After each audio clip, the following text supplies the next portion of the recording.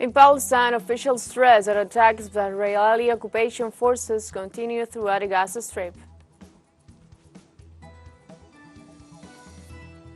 In Panama, thousands of people mobilized throughout the country for the 19th consecutive day to reject the mining contract. In Uzbekistan, leaders from the Economic Cooperation Organization held a summit in the capital.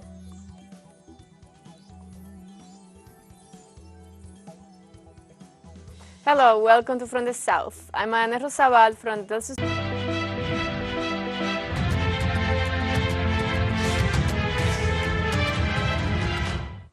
On Thursday, in Palestine, officials stressed that attacks by Israeli occupation forces continue throughout the Gaza Strip. On Wednesday night, dozens of Palestinians were killed as a result of the bombing in the refugee camps of Jabalia and Sabra, bringing the death toll to more than 10,500 since October 7th. In the meantime, thousands of affected people are walking long distances to flee the fighting and bombings in northern Gaza. For its part, the Hamas group declared that in response to the siege carried out by Israel, its soldiers continue to successfully confront the occupying forces, destroying tanks and war vehicles.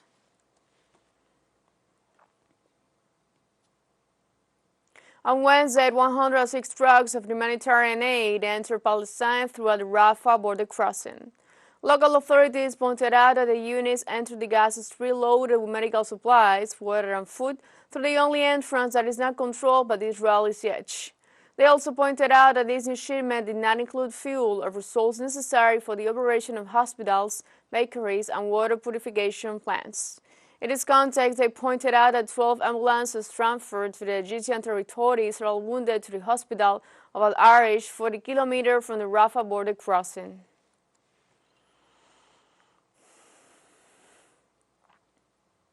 For his part, the spokesman for the UN Secretary General, Stefan Dujarric, pointed out that the volume of humanitarian assistance reaching Gaza only covers a fraction of the needs of the civilian population.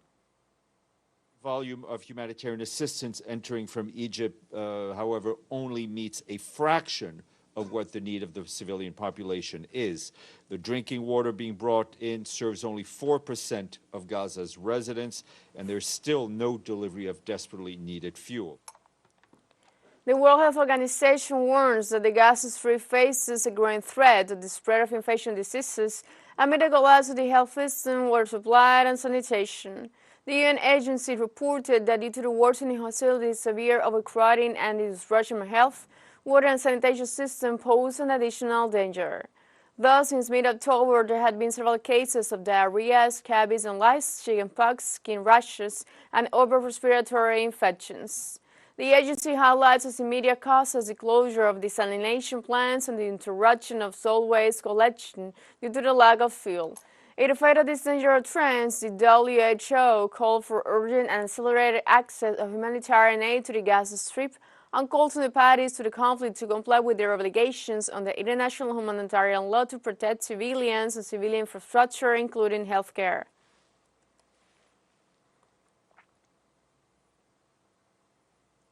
A total of 99 employees of the United Nations Agency for Palestine Refugees in the East perished in the Palestinian-Israeli conflict zone in 1 month. UN Secretary General spokesman Stefan Dujarric told at the press conference. Since October 9, Israel has kept the Palestinian enclave without basic supplies, although on October 16, it resumed water supplies to southern Gaza, where hundreds of thousands of civilians are displaced these days. Several countries called on Israel and Hamas to stop hostilities and negotiate a ceasefire. Voices are also multiplying in favor of a two-state solution as the only possible way to achieve lasting peace in the region. The hostility has so far resulted in more than 1,400 deaths and nearly 5,500 wounded in Israel, and some 10,300 dead and 25,900 wounded in the Gaza Strip, according to the latest available data.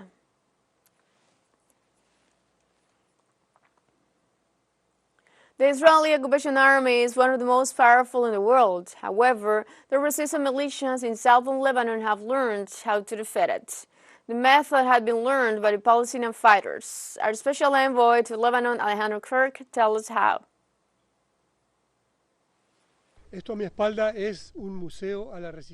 This behind my back is a museum to the Lebanese resistance. Here a fighting site, an operation center for 15 years until the Zionist invader was defeated, expelled from the Lebanese territory. But it hides some secrets that should be known because they can be key to understanding what is happening at this moment in Gaza.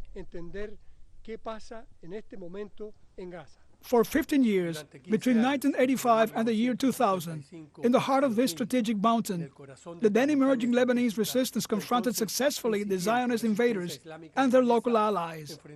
The guerrillas prepared for the Tel Aviv soldiers what they called the Abyss, represented here by this collection of captured weapons and the replica of an Israeli tank.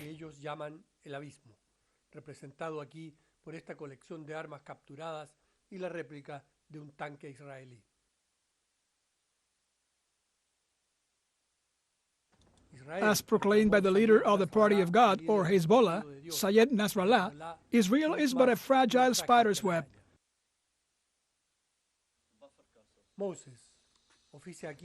Moses works here as a tour guide, but he is in reality a keen geopolitical analyst.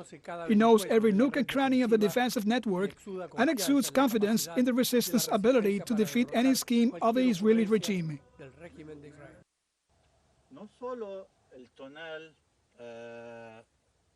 Not only the tunnel was protecting the resistance, the oak forest too.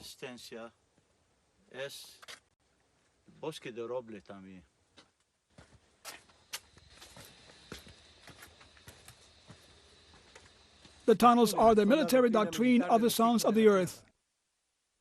The people of Vietnam showed it during the Japanese, French, and U.S. occupations. In southern Lebanon, as in Gaza, tunnels are the Zionist invaders' nightmare. Israel used to bomb this place almost every day. For you to survive in this environment, you need a tunnel like this so you can stay alive.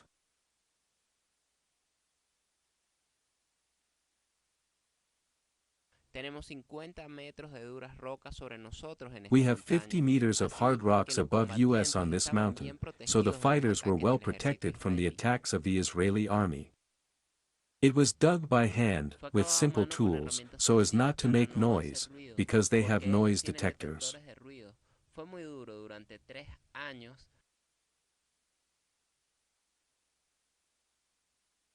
It was very hard, for 3 years. They worked day and night. Thousands of tons of rock and soil came out of here and they had to carry them far, on their backs, camouflaged and in silence, so the Israelis wouldn't find them. Otherwise, the whole mission would be a failure.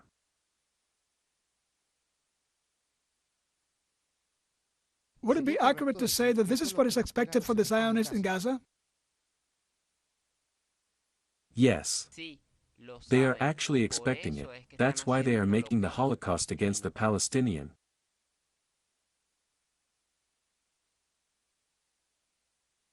Because by killing the people that kill the resistance, you win with perseverance, you win with courage, and you win with brains.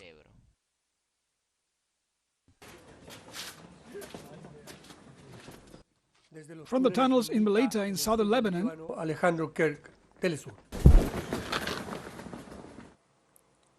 In the midst of the Israeli bombardment of the Gaza Strip, which has left more than 10,300 people dead, the German authorities registered several protests in favor of the Palestinians.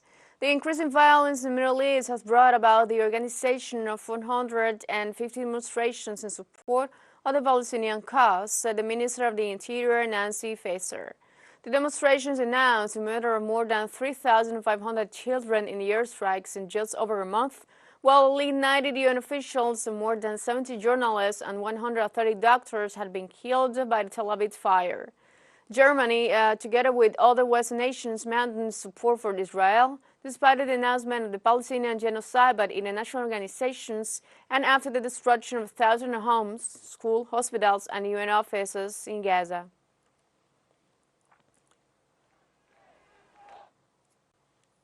South Korean demonstrators protested on Thursday to criticize the meeting between the U.S. Secretary of State Antony Blinken and South Korean Foreign Minister Park Jin in Seoul. The protesters expressed their support for the Palestinians in the Gaza Strip and criticized the actions of the United States in the face of such events. During the protest, they urged Secretary Blinken to reach a peaceful resolution of the Israeli-Palestinian conflict through an immediate ceasefire. Blinken arrived in Seoul on Wednesday night after the G7 foreign ministers meeting in Tokyo and a tour of the Middle East.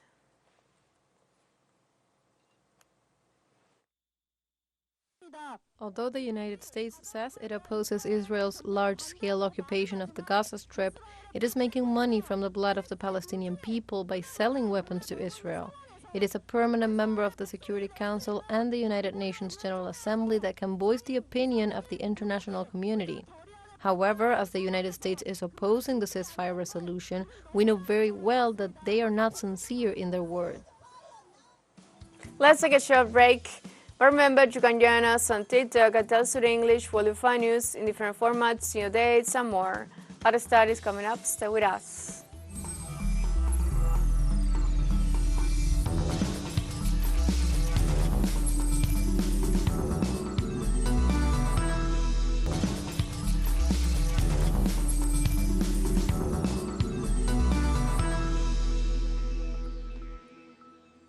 Welcome back. On Wednesday in Panama, thousands mobilized for the 19th consecutive day nationwide in rejection of the mining contract.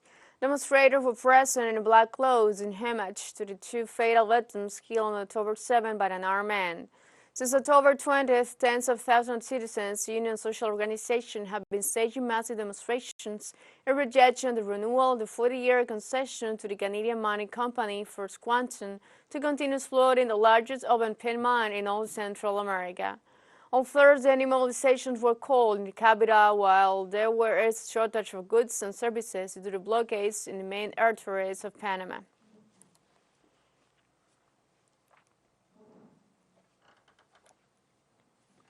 The president of Nicaragua, Daniel Ortega, has expressed his support for the Venezuela's consultative referendum in the Essequibo, recognizing Caracas' historical right to the territory. During the commemoration of the 47th anniversary of the immortality of Commander Carlos Fonseca, the Nicaraguan president sent his words of support to the people and government of Venezuela. In addition, Ortega revealed that President Nicolás Maduro is fighting the battle of Bolívar and Chávez, while denouncing that the government of Guyana is granting concessions to the American companies on territory that does not belong to it.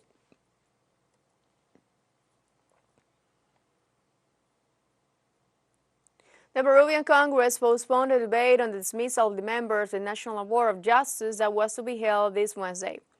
This after multiple congressmen expressed that they will not attend the debate since the decisions that will be taken during the decision would have no legal value. Due to the resolution previously issued by the Superior Court of Justice that ordered not to continue the process against the National Justice Board, they also detailed that the eventual dismissal of the board members will be a judicial disobedience. In view of the situation, the President of the Congress, Alejandro Soto, appealed the judicial decision that prevents the legislature from removing the board.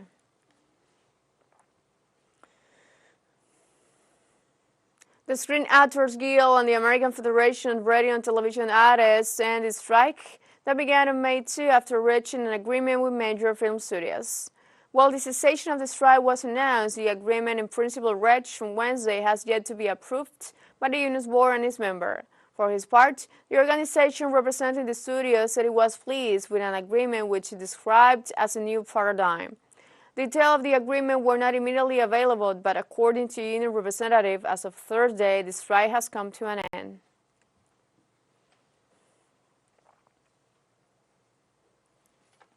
In the United States on Wednesday, the Republican presidential candidates held a debate in Florida State, while the absent candidate, Donald Trump, held a rally a few kilometers away. The debates focused the discussion on issues such as the crisis in Ukraine and Palestine, foreign policy with China, abortion, the arrival of immigrants to the country, and the future of the party. Former U.S. Ambassador to the United Nations Nikki Haley and Florida Governor Ron DeSantis stood center stage in an effort to be the leading candidates in the event of Trump's possible disqualification. The third debate came just a day after the Democrats scored key electoral victories in conservative swing states, particularly on abortion rights.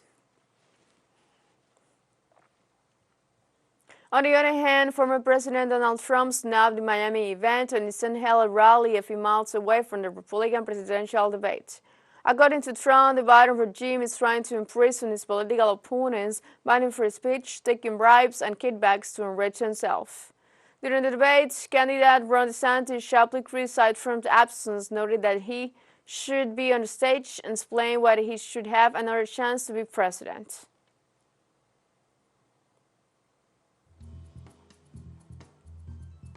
We have a second short break coming up, but before we invite you to visit our YouTube channel at TeleSUR English, where you'll be able to rewatch our interviews, top stories, special broadcastings, and more. Hit the subscribe button and activate the notification bell to stay up to date on the world's more recent events. Final short break, don't go away.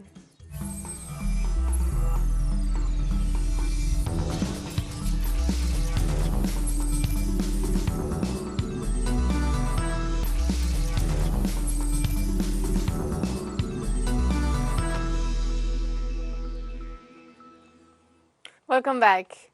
On Thursday, a leader from the Economic Cooperation Organization held summit in Uzbekistan's capital, Tashkent. Azerbaijan, Afghanistan, Kyrgyzstan, Kazakhstan, Pakistan, Turkey, and Iran are part of the Economic Cooperation Organization and the summit, which is the 16th of its kind. It was held from November 8th to November 9th. The leader focused on improving development and promoting trade and investment opportunities in South Asia, Central Asia, and the Middle East. Turkey's President Recep Tayyip Erdogan on Thursday accused Western nations of being weak in the face of civilian deaths in Gaza and called Muslim nations to display unity against Israel's actions.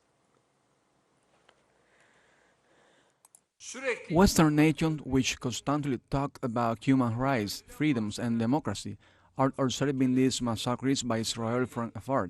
These countries and organizations are too weak to even call for a ceasefire, let alone criticize child murderers. Russian President Vladimir Putin arrived on Thursday in the capital of Kazakhstan to meet with his counterpart Kassym-Jomart Tokayev. The leader of the two countries plan to review the state of bilateral relations with special emphasis on mutual collaboration in various trade areas. Putin and Tokayev will also discuss regional and international issues as well as the signing of important agreements. The two leaders also plan to make a speech by video conference at the 19th Russia-Kazakhstan Regional Cooperation Forum to be held in the city of Kostanay.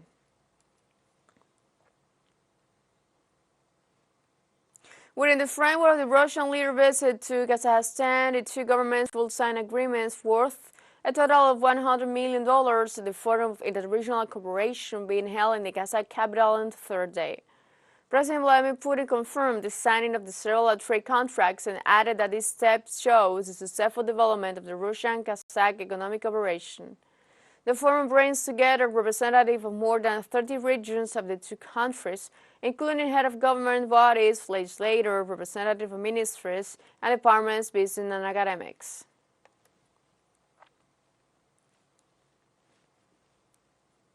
On Thursday, local media in Spain reported that the Spanish Socialist Workers' Party and the Formation Together for Catalonia reached in Brussels an agreement on the future amnesty for people who participated in the independent process in Catalonia in 2017.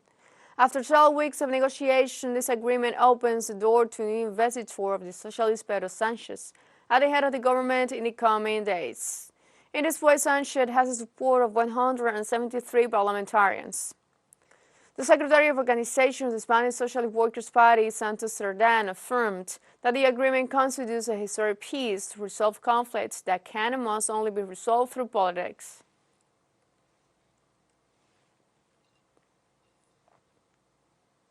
On Thursday, the Pacific Island Forum began on the island of Aitutaki, belonging to the Cook Island, New Zealand. Members of the Pacific Island Forum met to discuss the climate crisis, nuclear safety, and the rivalry between the United States and China. Among the major concerns expressed at the forum is Japan's decision to release wastewater from a nuclear power plant into the sea. The summit was attended by several political leaders who will also be participating in a retreat in Aitutaki on Friday as part of the closing of the forum, considered the main pan-regional organization in Oceania. As we all continue to witness on a daily basis, there are a multitude of opportunities and complexities before us as a region. But key to capitalizing on these opportunities and overcoming shared complexities is our solidarity as a region. And we have come to the end of this brief, but before saying goodbye, we want to thank our Caribbean audience, especially the audience of Trinidad and Tobago. We are pleased to share our newscast and contribute to provide an alternative news source of the latest world events. You can find these and many other stories on our website at TeleSURenglish.net and join us on social networks, Facebook, X, Instagram, Telegram, and TikTok. For TeleSUR English, I'm Ana Razabal. Thank you for watching.